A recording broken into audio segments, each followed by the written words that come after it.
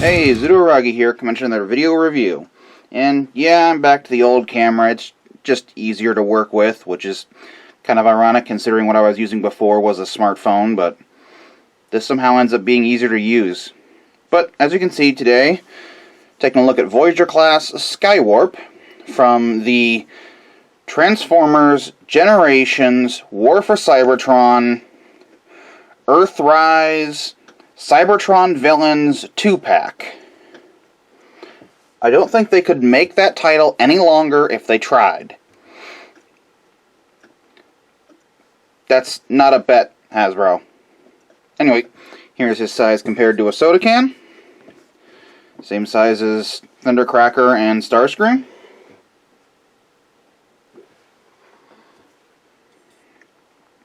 His colors are, well, Skywarp. Yeah. Falling to bits. Black, silver, purple, orange, and a little bit of dark gray here and there. So, pretty simple, but effective.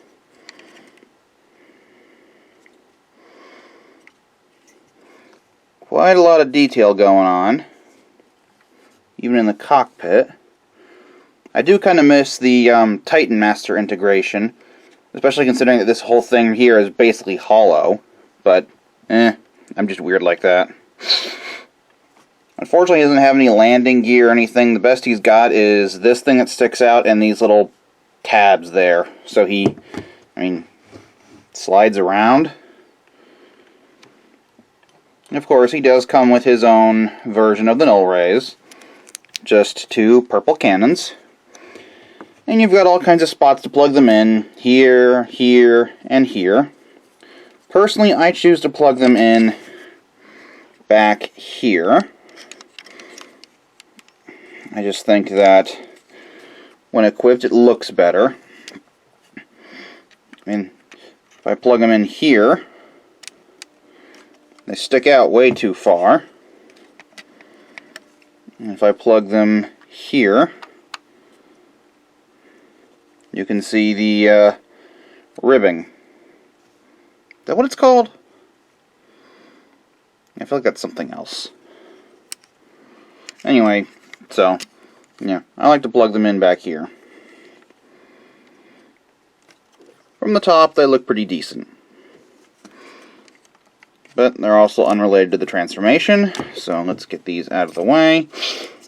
And of course, he does have the same transformation as Thundercracker and Starscream. So just take the wings, pull them off of these tabs,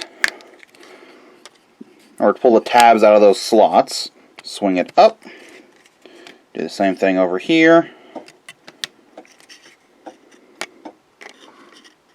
This wing will not stay on. Go ahead and fold up the elevators just to get them out of the way. Take the air intakes, and I still hate doing this, but just stretch them over that tab, while at the same time pulling these shoulders off of those posts in there. Bring it back, swing the arms out. Give me just a moment to readjust.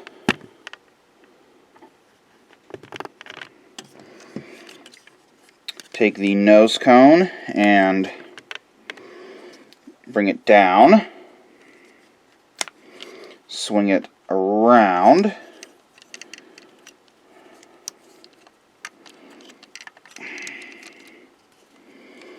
Bring it down on this double hinge. And then this long post here will feed into that groove there. And then this tab will go into that notch, and this will go back into that spot there on the air intakes. Flip up what will be his front skirts. Take the shins, pull them out, separate these areas of the fuselage from the tabs, extend the legs all the way down, and go ahead and split the legs. They're just tabbed together. And then you need to make sure that that tab goes into the slot in the back of the leg.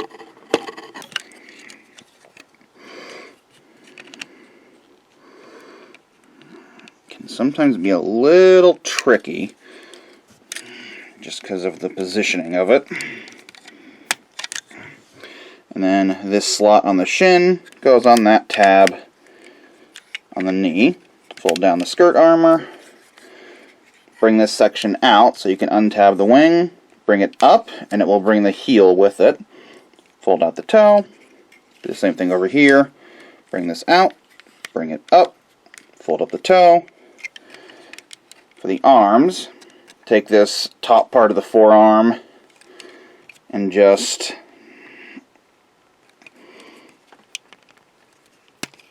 unfold it like that.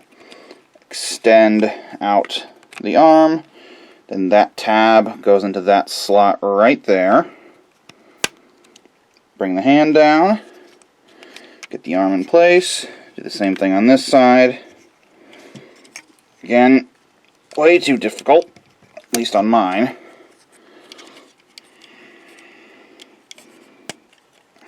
So just bring it out. Extend it out all the way. Fold that down. Bring the hand down. And then take the nose cone, untab it from right in there, swing it back on this armature, and this arm will go into that little gap right there. It will sit like that.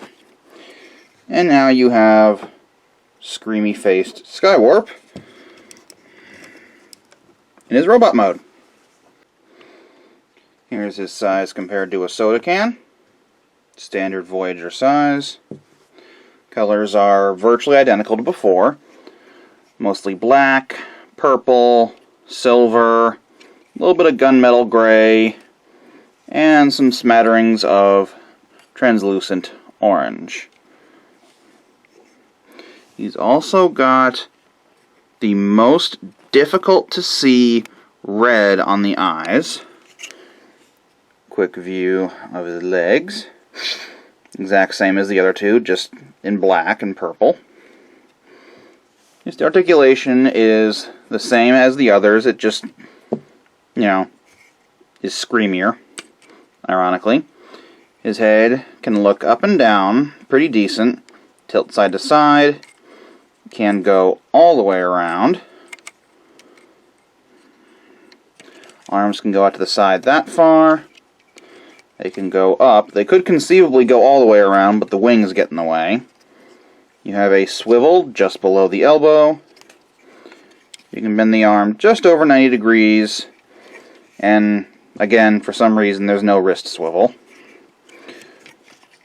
The wing can fold back, which I believe is for space saving in display cabinets. Front skirt can move up and down due to transformation. Nothing at the waist, unfortunately. Legs can move forward that far. Back only a little bit. Out fairly decently. A basic swivel below the hip. Less than 90 degrees at the knee. And you've got a fairly decent ankle tilt. So, he's pretty posable, but not, Bandai level posable. And of course, he can equip his weapons in this mode.